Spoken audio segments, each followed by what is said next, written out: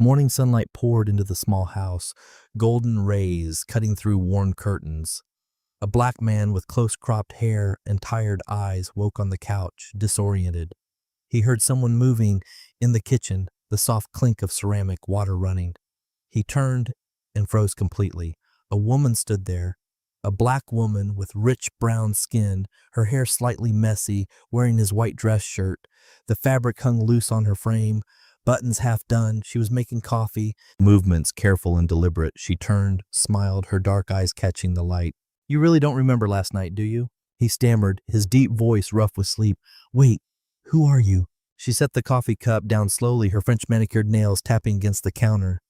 "The woman whose car you saved and whose company owns your house." He stood motionless, heart pounding against his ribs. His daughter giggled from the hallway, her cornrowed head peeking around the corner. The woman looked at him. Her eyes held secrets, shadows, something deeper. "We need to talk, Marcus." His name was Marcus Hale, a man in his 30s with skin the color of dark mahogany, a former engineer with steady hands and a sharp mind. Now a single dad doing freelance repair work, fixing broken pipes, rewiring old houses, whatever paid the bills and kept food on the table. His daughter Zara was bright-eyed, quick to smile, her braids decorated with colorful beads that clicked when she moved. She was his entire world. Life was hard. Money was tight, the kind of tight that made you count pennies at the grocery store. But Marcus taught her one thing, repeated like a mantra. "We may be broke, Zara, but we don't break." She would nod, her small brown face serious. She understood more than most kids her age, carrying wisdom beyond her years. One night a storm hit, rain hammered the streets like bullets. Thunder cracked the sky as Marcus drove home from a late job. His truck struggled through the flooding roads, wipers working overtime. Then he saw it, a luxury car wrapped around a tree, smoke rising from the hood, headlights flickering weakly. He pulled over, ran through the rain, water soaking through his jacket instantly. Inside the car was a woman, a black woman in a black suit and white shirt, an expensive watch catching the dashboard lights. Her face was pale beneath her brown skin, drained of color. The seat belt had her trapped, cutting across her chest. She looked at him, eyes wide with fear and something else, recognition that she was going to die. "Help, please." Marcus didn't think. He smashed the window, cut the belt with his pocket knife, and pulled her out just as the engine sparked. Seconds later, flames erupted, orange and violent against the black sky. The woman collapsed against him, shaking violently. "Thank you. I'm sorry. I can't breathe." Her breathing was shallow, panicked. The hospital was miles away. The storm had flooded half the roads, making them impassable. He made a decision. "My house is close. We need to get you warm." She nodded weakly. He drove fast but carefully, his truck cutting through water. His small house appeared through the rain like a beacon. Inside, he laid her on his bed, the only real bed in the house, sheets clean but worn. He covered her with blankets and checked her breathing. She was unconscious but stable, her chest rising and falling. Marcus grabbed a pillow and went to the couch. That would be his bed tonight. Around midnight, Zara woke. She crept to the living room and saw her dad sitting up, watching the bedroom door. "Daddy, who's that lady?" "She's hurt, honey. She needed help." "Is she going to be okay?" "I think so. Go back to sleep." Zara hugged him, her small arms tight around his neck. "You're a good person, Daddy." "I'm just doing what's right." Lightning flashed outside, lighting up the woman's face through the doorway. For a moment, Marcus saw something. Strength, power, authority. This wasn't just some random person. Who was she? Morning came slowly. The storm died down to a drizzle. Marcus made coffee and checked on the woman. She was still asleep, her beautiful face peaceful now. He looked at her expensive suit hanging to dry, the designer purse, the platinum watch on the nightstand. This woman had money, real money, generational wealth kind of money. But that hadn't mattered last night. She was just someone who needed help. He heard movement. She was waking. Marcus stepped back, letting her have space. He went to the kitchen and started making breakfast for Zara, eggs, toast, nothing fancy. Then he heard footsteps. He turned, and his world stopped. The woman stood in the doorway, wearing his white dress shirt, the one he had left on the chair. Her hair was loose, natural curls framing her face, slightly messy but beautiful. Her eyes were sharp, awake, studying him with an intelligence that made him feel exposed. She smiled, small and controlled. "Good morning." Marcus's face went hot. You're wearing my..." You left me in wet clothes. I found this. Hope you don't mind.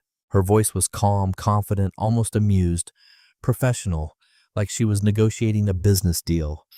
Zara ran in, beads clicking. She asked in Vietnamese, then switched to English. Who are you? The woman knelt down, eye level with Zara. Just someone your dad saved. Marcus stood frozen. This woman in his shirt, in his kitchen, making herself at home like she owned the place. I can call you a taxi, he said, voice stiff and awkward. No need, my driver's outside. Your driver? She poured herself coffee, took a sip. He's been there since early morning, but waiting. Marcus blinked. You could have left hours ago. I wanted to thank you properly. She set the cup down and gestured to the shirt, but she didn't move to take it off. She just smiled, testing him. Zara giggled. Marcus shot her a look. Zara, go get ready for school. But Daddy... Now please. Zara pouted but obeyed, disappearing into her room. The woman watched the exchange, something softening in her expression. She's adorable. How old? 7. You raise her alone. That's not really your business. She raised a perfectly shaped eyebrow. Fair enough. An uncomfortable silence filled the room. Marcus grabbed a towel and started wiping down the counter, anything to avoid looking at her, at the way his shirt hung on her frame. Then she reached into her purse, pulled out a thick, expensive leather wallet, and placed a stack of cash on the table. Hundreds. At least $2,000. This should cover last night. Marcus stared at the money, then at her. What? For helping me. For the bed, the clothes, everything. His jaw tightened. I didn't do it for money. She shrugged, elegant and dismissive. Then consider it for laundry service. That shirt probably needs dry cleaning now. Something snapped inside him. Marcus grabbed the money and shoved it back toward her. Take it back. I don't need your money. Her expression didn't change. Cool, collected, unreadable. Most men would have taken it. I'm not most men. She tilted her head, studied him like he was a puzzle she couldn't solve. No, you're not. She picked up the money slowly, folded it, and put it away. My mistake. I thought I was being generous. Generous? Marcus laughed, bitter. You think throwing cash around makes you generous. You have no idea what generous means. Enlighten me. Generous is helping someone because it's right, not because you owe them, not because you can afford it, just because they need it. She stood there silent. For the first time, she looked uncomfortable. I see. Do you? Marcus turned away. Because from where I'm standing, you just tried to turn a decent act into a transaction. The air between them grew heavy, tense. Finally, she spoke, quieter now. You're right. I apologize. He didn't respond. She walked toward the door, stopped, and looked back. What's your name? Marcus Hale. She repeated it slowly, like memorizing it. I won't forget it. Then she left. The door closed softly behind her. Zara emerged from her room, backpack on. Daddy, are you mad? No, sweetheart. She just reminded me of something. What? That not everyone sees good the same way. I don't understand. You will someday, sweetheart. Later, while watching the news at home, Marcus heard it. Breaking news. CEO Celeste Lang, survivor of last night's car crash, returned to work today. Sources said a local resident pulled her from the burning vehicle just in time. Marcus froze. There she was, the woman from that morning, wearing a sharp business suit, her natural hair styled perfectly, standing in front of a massive corporate building. The logo behind her read Lang Global. The reporter continued. Miss Lang refused to name her rescuer, but she did say this. The screen cut to Celeste, microphones in her face, cameras flashing, her voice steady and powerful. He was kind, humble, and he refused payment. That's the kind of integrity you can't buy. Marcus stood there, wooden spoon in hand, mouth open. Zara tugged his sleeve. Daddy, that's the lady from this morning. Yeah, kiddo, it is. She's famous. Seems like it. Why didn't you tell me? I didn't know. Zara's eyes went wide. You saved the CEO. That's so cool. Marcus turned off the TV and went back to cooking, but his mind was racing. Celeste Lang, one of the richest women in the state, known for buying out companies, building empires, crushing competitors, featured in Forbes, Time, Ebony, a black woman who had shattered every glass ceiling, and he had just yelled at her, thrown her money back in her face. He laughed, couldn't help it. Well, that's my luck. Zara climbed onto a chair. Do you think she'll come back? I doubt it, honey. I hope she does. I liked her. Marcus ruffled her hair. You like everyone? Not everyone, just people who were nice, and she seemed nice under all the fancy stuff. Marcus smiled. His daughter always saw the good in people. And maybe she was right. Maybe Celeste wasn't just a cold businesswoman. Maybe she was something more. But he'd never know. People like her didn't come back to neighborhoods like this. That chapter was closed. Or so he thought. In the days that followed, Marcus tried to forget about Celeste Lang. He had work to do, bills to pay, a daughter to raise. But the universe had other plans. He was at Zara's school fixing a burst pipe in the teacher's lounge, hands dirty, grease on his shirt, just another day. Then he heard it, a car engine, smooth and expensive, purring like a predator. He looked up. A black luxury sedan pulled into the parking lot. Tinted windows, chrome details, the kind of car that didn't belong in this neighborhood. The door opened. Out stepped Celeste Lang. White business suit, heels clicking on pavement, sunglasses covering her eyes. She walked straight toward him, purpose in every step. Parents stopped talking. Teachers stared. Everyone watched. Marcus stood up and wiped his hands on a rag. "Can I help you?" She removed her sunglasses and looked directly at him. "Mr. Hale, we need to talk." "If it's about the money again." Her voice was firm. "It's about the truth." She pulled out her phone and turned it toward him. Security footage, grainy, time-stamped. It showed Marcus carrying her from the burning car, his face clear, determined, heroic. "You saved my life. I didn't even thank you properly." Marcus shrugged. "You already did by walking away." She flinched, just slightly. That was cold. So was treating kindness like a business deal. Silence stretched between them. Tense. Heavy.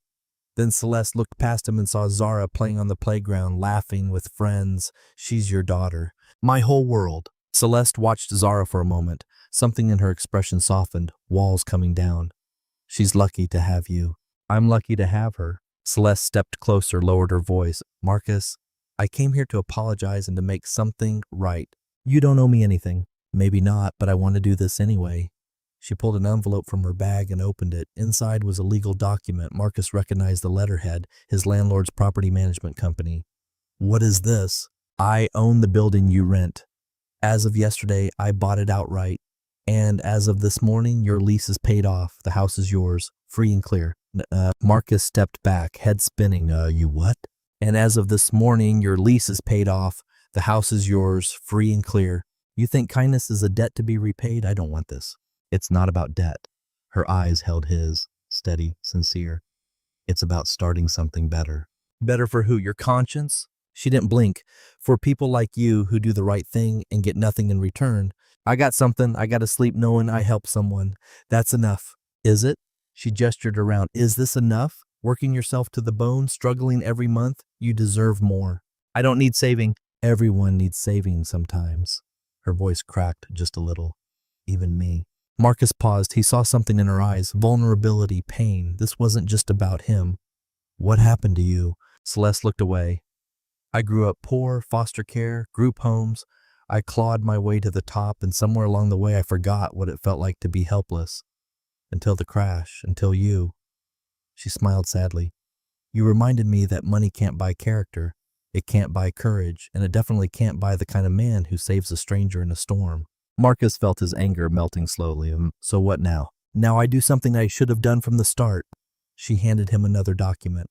"I'm launching a fund for single parents, specifically single fathers. Financial support, job training, childcare assistance." Marcus scanned the paper. His eyes widened. "The Hale Foundation." "I used your name. I hope that's okay." "You named a foundation after me. It represents the only kind of strength I respect. Quiet, honest, human." He stared at the document, his name in bold letters, connected to something bigger than himself. "I don't know what to say." "Say you'll be part of it. Say you'll help me identify families who need support. You know this community better than I ever could. You want me to work with you? I want you to guide me, keep me honest, make sure this actually helps people, not just my reputation." Marcus looked at Zara, still playing, innocent, happy. He thought about all the nights he had stayed up worrying about rent, about food, about whether he was enough. "If I do this, we do it my way. No PR stunts, no photo ops, just real help for real people." Celeste extended her hand. "Deal." He shook it. Her grip was firm, confident, equal. Then she smiled, mischievous. "Oh, and one more thing." "What?" "I still have your shirt." Marcus laughed, actually laughed. "Keep it. Looks better on you anyway." A crowd had formed. Parents, teachers. Someone had their phone out recording. A reporter pushed forward from the local news. "Miss Lang, are you two together?" Celeste glanced at Marcus. Her eyes sparkled. Not yet, but he did lend me his favorite shirt. The crowd erupted in laughter, whispers, speculation. Marcus shook his head, grinning despite himself. You're impossible. I prefer determined. Zara ran over, breathless and excited. Daddy, is that the lady from TV? Yes, sweetheart, it is. Zara looked up at Celeste.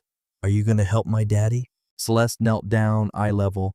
I'm going to try. Is that okay with you? Only if you're nice to him. He's the best daddy in the world. I can see that. I promise I'll be nice. Zara hugged her. Sudden, spontaneous. Celeste froze, then slowly, carefully, hugged back. When Zara ran back to her friends, Celeste stood. Her eyes were wet. She's incredible. She's my reason for everything. Celeste nodded. Then let's make sure her daddy doesn't have to struggle anymore. As she walked back to her car, she turned one last time. I'll send the paperwork this week. And Marcus? Yeah? Thank you for reminding me why I started this company in the first place. Why is that? To help people who helped me when I had nothing. She drove away. Marcus stood there, document in hand, heart pounding, life changing. Zara tugged his sleeve. Daddy, is she your girlfriend now? No, honey, she's complicated. I think she likes you. Yeah? He smiled. What makes you say that? Because she looks at you the way you look at pancakes. Marcus burst out laughing. Like I want to eat her? Like she makes you happy. He picked her up and spun her around. You're too smart for your own good. In the time that followed, downtown at the convention center, press everywhere, cameras, reporters, influencers, the launch event for the Hale Foundation. Marcus stood backstage, uncomfortable in a borrowed suit, tie too tight, shoes too shiny. This wasn't his world. Zara sat beside him in a pretty dress, hair freshly braided, swinging her legs excitedly. Oh, Daddy, are you famous now? No, baby, I'm just here. But they named it after you. That doesn't make me famous. Just lucky. A production assistant approached. Mr. Hale, you're on in 5. His stomach flipped. I thought I was just attending. Miss Lang wants you on stage. Didn't she tell you? No, she definitely didn't tell me. Zara giggled. You're going to be on TV, Daddy. Thanks for the reminder. The lights dimmed. Music played. The crowd quieted. Celeste walked on stage, confident, powerful. She owned the room instantly. Her natural hair was styled in elegant locks, her dark skin glowing under the lights. She wore a burgundy suit that commanded respect. Good evening. Thank you all for coming. Tonight we launch something special, something personal, the Hale Foundation. Applause filled the hall. Cameras flashed. This fund exists because of one man, a man who saved my life and asked for nothing in return. A man who showed me that true strength isn't measured in dollars, it's measured in character. She looked toward the wings, directly at Marcus. Marcus Hale, please join me. His heart stopped. Zara pushed him. Go, Daddy. He walked on stage, legs shaking, lights blinding. The crowd erupted in applause. Celeste handed him a microphone. Say something. He stared at her. You didn't warn me. I wanted it to be genuine. She smiled. Speak from the heart. Marcus turned to the audience. Hundreds of faces all watching, waiting. He cleared his throat. I'm not good at speeches. I'm a handyman. I fix pipes. I change light bulbs. That's what I do. He paused, gathered his thoughts. But being a single dad taught me something. You don't need money to be rich. You need people who believe in you. You need moments that remind you why you keep going. His voice steadied. That night in the storm, I didn't save Celeste because I wanted recognition. I saved her because it was right. And somehow that one moment changed everything. He looked at Celeste. She could have forgotten about me, moved on with her life, but she didn't. She came back. She listened. She cared. That's rare. The audience was silent, hanging on every word. This fund isn't about me. It's about every parent out there doing their best. Every dad working 2 jobs, every mom stretching every dollar, every person who feels invisible. His voice grew stronger. You're not invisible. You matter. And now you have support. Real support. The crowd stood. Applause thundered through the hall. Marcus stepped back, overwhelmed. Celeste took his hand and squeezed it. Perfect. After the event, they stood in a quiet hallway. Zara slept on a lobby couch nearby. Celeste pulled out a small box. I got you something. You've given me enough. Just open it. Inside was a pen engraved. The inscription read, For the man who didn't sell his kindness. Marcus's throat tightened. You didn't have to do this. I know, but I wanted to. She stepped closer. You changed my life, Marcus. You changed mine too. They stood there, close, the air between them charged electric. I still have your shirt, she whispered. I know, I saw you wearing it in the article last week. She laughed softly. It's my favorite now. Mine too, even though you're wearing it, especially because you're wearing it. She smiled, genuine, warm. You're full of surprises, Marcus Hale. So are you, Celesta Lang. Behind them someone coughed. A photographer. One photo for the website? They stood together, professional, but their hands touched, just barely. The camera flashed, capturing something neither of them expected, the beginning of something real. In the time after, a small storefront opened. The sign read, Hale Mechanics in partnership with Lang Global. Marcus wiped grease from his hands. His shop, small but his. Clean, organized, everything he had worked for. The bell chimed. Celeste walked in. White shirt, his shirt, jeans, hair down. Relaxed, beautiful. Still fits, she said. He grinned. Still stealing my clothes. Borrowing. Sure, she laughed. Zara burst through the back door. Celeste, I got the STEM scholarship. Full ride. Celeste's face glowed. That's incredible. I am so proud. Zara hugged her tight. Marcus watched them, his daughter, this woman, family. Zara disappeared to do homework. The shop went quiet. Celeste turned to Marcus, nervous, vulnerable. I have something for you. Another gift? Just open it tomorrow. Promise. She handed him an envelope, cream-colored, sealed. What is it? The question I'm scared to ask. His heart pounded. You scared? Terrified. She touched his face. You make me feel things I forgot I could feel. Like what?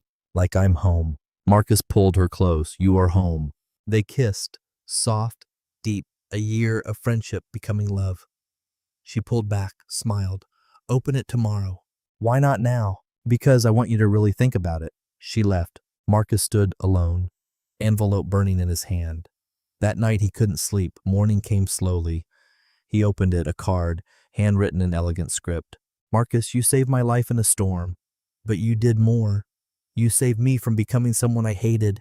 You reminded me that kindness is the greatest currency, that honor matters more than wealth, that love is built on respect, not transaction. I'm not asking because I owe you. I'm asking because I can't imagine life without you, without Zara, without the man who threw my money back and taught me what integrity means.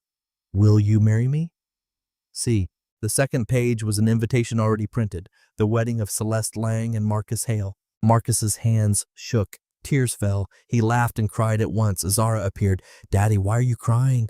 Because something impossible just became real. And is Celeste going to be my mom? He picked her up. Would you like that? More than anything. Then yes, she's going to be your mom. Zara screamed with joy. They danced in the kitchen. Life was changing again. But this time, it felt right. Later, at a small ceremony with close friends, Zara stood between them in a white dress, holding their hands. The officiant spoke. Do you, Marcus? I do.